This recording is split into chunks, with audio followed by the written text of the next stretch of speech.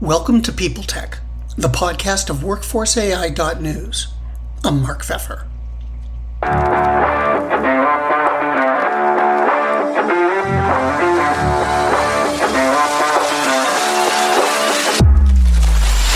My guest today is Chris Ciari, the CEO of Unily.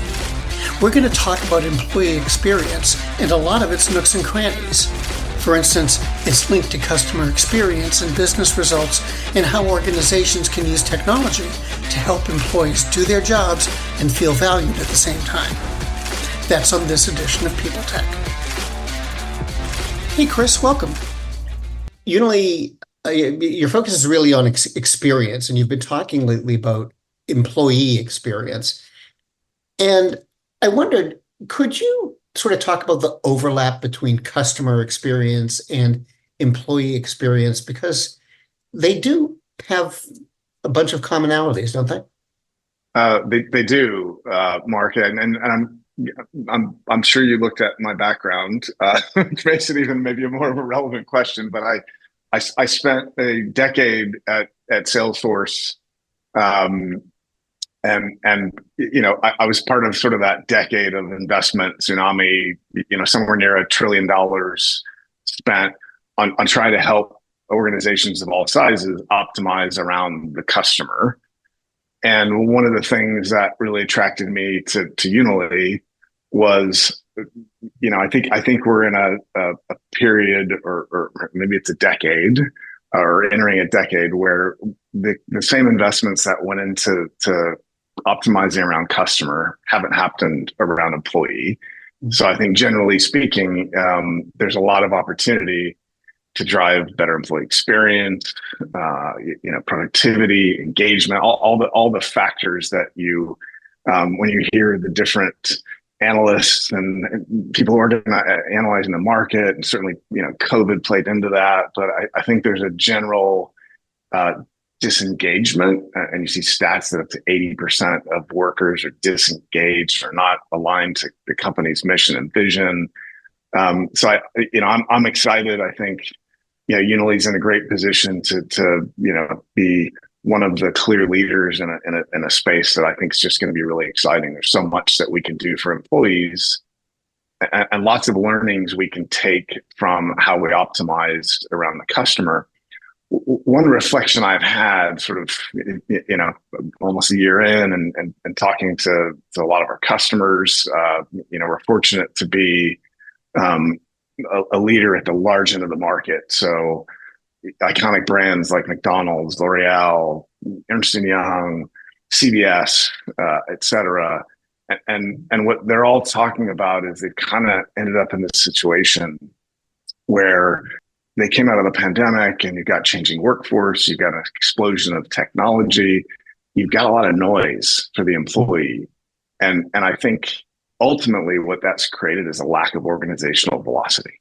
And what Unily is helping our customers to do, and this is what I've kind of teased out with them, is I think we can really help companies work through that maze of how do I create organizational velocity in the context of a modern workforce.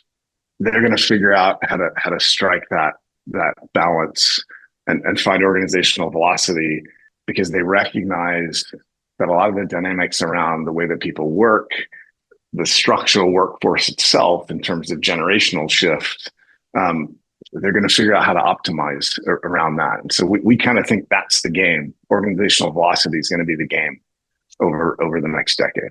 Well, it makes sense in that there's so much talk nowadays about, you know, employees and consumers are essentially the same people. So you have to be treating them in very similar ways. The thing is, everyone sort of says that, but do you think employers have really figured that out? Or do you guys still have to do a lot of, you know, convincing? I think our industry is going to have to be part of driving that change. And it's interesting. I can do this a little bit with you, given that the context of sort of, and I'll use the terminology. If that was the customer experience decade, this is going to be the employee experience decade. Companies recognized they had a problem, you know, going back 10 or 15 years ago, which is the world of customer became multi-channel. That was like the first crack, and so everyone was trying to figure out, oh, customers are coming, they're coming at me in a different way. I've got to rebuild the way my organization deals with them, the way my people deal with them. My technology has to allow me to get the right information or have the right interaction with the customer at the right time with the right information. And those that optimized outperformed. Like it was pretty clear. And while you would have leading companies in that, you certainly would have had some technology vendors, your strategy consultants, your big four consulting firms, sort of really starting to understand, like, okay, what's the path for a company to go do this? I don't think, without sort of that relationship between those four pieces, I don't think companies would have been nearly as successful moving through that were. In fact, they wouldn't have been able to do it without great technology and better strategy. I think the same thing's going to happen on employees. So I think we have a lot of responsibility to try to help companies move to organizational velocity when the employee context has changed so much, and it has. It seems sometimes like the whole idea of employee experience sort of goes up and down. I mean, we've been hearing about it for a while. Is the whole thing coming back? Yeah, it's interesting. One of the things, Mark, I wanted to do, and I didn't get a chance to, I was doing a little bit of research on it. And at the very end, I found an article you wrote about the experience winter.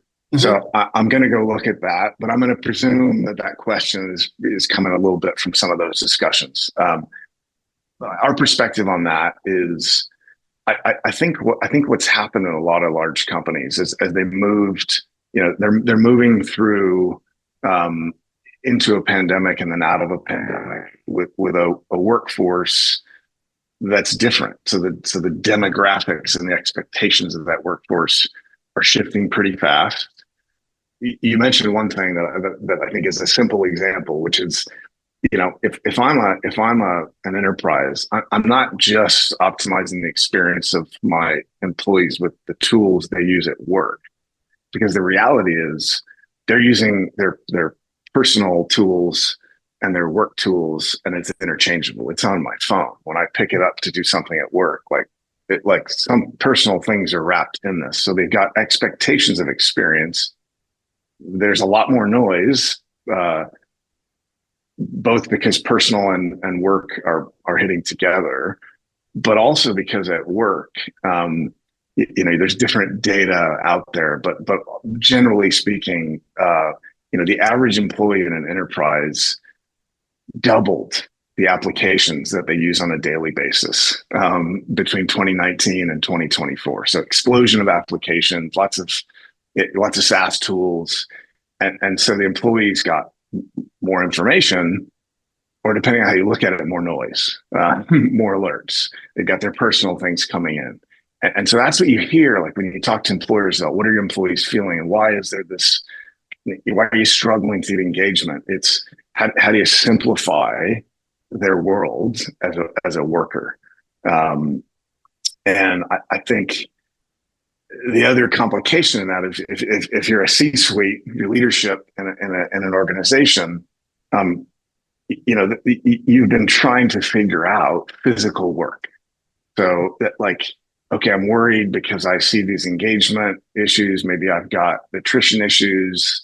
Obviously, if I can keep employees, there's a massive cost savings versus having to try to replace. So you've got all the financial metrics behind it, telling you like this feels problematic. This is a big problem. But how do you do it? Well, the first, I think that almost compulsion for many executive teams is it's got to be something to do with getting them back to work a certain numbers of days a week. Our culture has shifted because people aren't here. Let's get them back in. We'll rebuild our culture. The reality is you're not going to end up with the same culture. What do people behave like in a company? What are the organizational behaviors? Classic definition of culture that's shifted. And so I think you've got to think of culture in the context not just of what's my hybrid, or back to work policy, but what about the tools? Because the tools are where the noise is. Um, so I think there's a huge opportunity for a company like Unily with a heritage, helping some of the largest, most iconic organizations in the world through the build up, I guess, to this crisis of velocity. And we have all that experience that I think we can bring to enterprises and say, look, yes, physical workplace strategy important. Culture, like there's a shift, and how do you think about that? And then how do we create a more simple experience for your employees? And I think that's where we call it an employee experience platform. Get ready to turn up the volume on your HR game. I'm Jay Arnold, former musician turned HR leader and host of Backstage Pass, the HR Rockstar. Each episode pulls back the curtain on key HR topics, from leadership lessons and bold career pivots to the latest in HR tech and talent strategies, featuring the rock stars within their industries. If you're ready to shake up the status quo and amplify your impact, this is your all-access pass. You can catch the show on the Work Defined Podcast Network and wherever you listen to podcasts. Subscribe now and let's rock the future of work together. Hey, we're the Payroll Baddies, and our mission is to make payroll fun and relatable. And call out industry when we hear it. You got to call it out. You got to call it like you see it. But we also got to shine a light on all those unsung payroll heroes out there, making sure we get paid. Yeah, those are the real payroll baddies out there, and we love sharing their stories and showing them love. With gold chain and everything, baby. By the way, SAP is the best payroll out there, and if you don't like it, get out. Because it's not your father or mother's intranet. It's the intranet, but the old intranet was a static repository of information. This is about how do you communicate to your organization and create connections up and down and sideways in an organization? How do you connect people to the relevant information to help them do their job better? And so I think it's so much different than, that old idea that I think you've really seen that term employee experience emerge. And I think that's obviously a take on, hey, this feels like that customer thing we did in the last decade. And I think overall the industry made a lot of progress. Can we apply that here with employees? And how much of it do you think is sort of philosophy or strategy, maybe is a better word, versus the technology? I mean, can it be that somebody? It's always. Well, no. I'm just. It's. I don't want to. It's kind of a chicken and an egg thing, but Yeah. If you've got the tools but you don't have the strategy or the commitment, can you really accomplish anything? Yeah, I mean, when I was an executive at Salesforce running EMEA and I'd meet with customers, and I'd often get to meeting with boards and C-level, and when I sensed that they saw a tool or a piece of technology as the holy grail, I think as a business leader, I felt the responsibility to remind them this is an enabling technology, and it can make you immensely more successful if you have the right strategy, and you have the right business setup to go execute against that strategy. Then this tool can help you fly.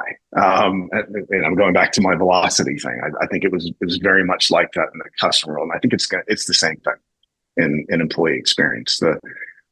Our customers who've got the clearest strategies and sort of the biggest vision, and they understand the connection between culture, workplace, and digital, and they're focused on, if I can make my employees more aligned, more engaged, more empowered, more connected. By the way, including my customers, because people still in most organizations have the biggest impact on your customer experience. Right. So, without getting too much into knowing people with detail, but can you give me an Sure. example of how do you translate this from your intention into, a reality that actually has an impact? Yeah, I'll give you a couple quick examples. So maybe on some different dimensions. So in sort of the concept of how do you connect employees to information? How do you make things a little bit more frictionless? Shell's been a customer for about I think 4 years now. They use the tool quite broadly. They use it on the communications, alignment, connecting to mission front, and departmental all the way up to CEO level messages that communicate to employees through the platform. The employees connect with each other through it. But one of the really interesting things they did around simplification, and we think a platform like us is really unique and set up well to do this because of our enterprise grade architecture and data structures and governance. Is they said, look, we've got more than 400 applications, employee facing applications. We know that our employees are spending a lot of time just trying to find the application to then go find the information, and they're signing on multiple times. So they created an application portal in Unily. It's a little launch pad. So employees don't have to think about where things are. They're already spending a good chunk of their day in Unily. That's where they're getting their information, their articles, their corporate communication, what's going on with the company, what's happening in my department. And now I go there, I'm getting my HR information there, or links to my HR information. Now I've got an app portal, and I say, hey, take me to SAP, take me to Salesforce, take me to Workday. Single sign on, I'm straight into the system.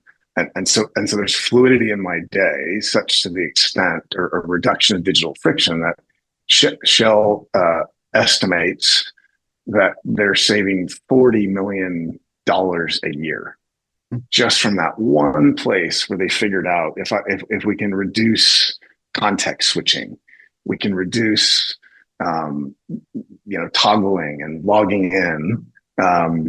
How much time is that worth to our employees? And in the context of an organization like Shell, it's $40 million a year. And you can go to the different parts of the value of an employee experience platform, and you can find just loads of different examples of really, really quick payback. But more importantly, if you add them together, and I get my employees helping our organization go at velocity, that's competitive advantage. That's what the winners will have over the next decade. I hope you'll come back and talk more about this, because what the story that you mentioned about the experience winter, one of the things that was driving that whole idea of employers backing off it was financial, that they just may not want to spend the money. Are you seeing sort of more economic pressure on companies, or are they really deciding, no, we this is just sort of a have to, whatever it costs, we just need to make sure that we're paying attention here? Look, I think in a general level, and I talked about some of the reasons, but you come out of a pandemic where you just had a significant change in the way that we all work. And so companies are moving through that. And then obviously there's, uncertainty and volatility in markets, and the signals maybe are less clear right now than in a lot of history. So yes, there's a hesitancy. I think when I've seen the articles on winter, and I'm not referring to yours, Mark, but I don't buy it. And maybe that's partly because I'm an optimist. It's partly because I've seen this movie before. And I'll tell you exactly what happened. 10, 15 years ago, you're coming out of the financial crisis. Everything customer gets disrupted because digital was exploding, and we had our first iPhones, and companies said, okay, I have to make a switch. And some said, and by the way, that was revenue. So it's a little bit easier to spot how to do it. And so some companies, the leaders jumped in. Some jumped in right behind them. Those that said they couldn't afford it lost significant competitive advantage. We could go back and sort of probably do a book about that or an HBR article. And I think the same thing is going to happen. So like it's interesting that, the business is going well for us, the large enterprises that have that vision of the impact and the ROI that this can have, and that there's just an imperative to do something. Organizations will start to make moves. They'll start to figure out how to create organizational velocity with the right strategies, culture, the workplace, and the technologies. And the companies that start to figure it out will create urgency in those who decided to wait. So I think it'll obviously have its differences, but I think that's how it's going to play out. Well, Chris, thanks very much for talking with me. I'd love to have you come back so we can sort of I'd love see to. how things progressed. Thanks again. I'm even more passionate about people and humans and productivity, if it's possible, than I am about customers from having that experience. And only because I think if you get the employee input right, you get exponential performance all the way out through customers. So your topics I love. I'm happy to do this anytime.